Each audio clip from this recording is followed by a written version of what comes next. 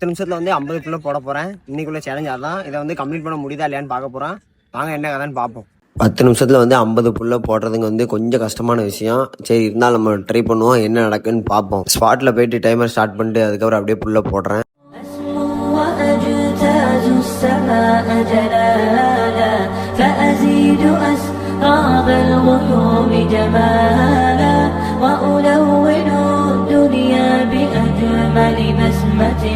وأكون للخير العميم مثالا أسمو وأجتاز السماء جلالا فأزيد أسراب الغيوم جمالا وألون الدنيا بأجمل بسمة وأكون للخير العميم مثالا وأراقب الرحمن جل جلاله وتقدست أسماؤه وتعالى وأكون للوطن الحبيب مشيدا أنمى إليه وأستفيض جلالا وأراقب الرحمن جل جلاله وتقدست أسماؤه وتعالى وأكون للوطن الحبيب مشيدا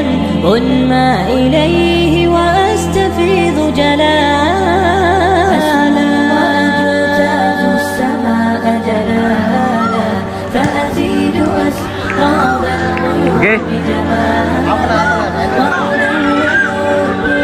50 புஷப் கம்ப்ளீட் பண்ண 11 நிமிஷம் 13 செகண்ட் ஆயிருக்கு. 10 நிமிஷத்தில் வந்து முடிக்க முடியல.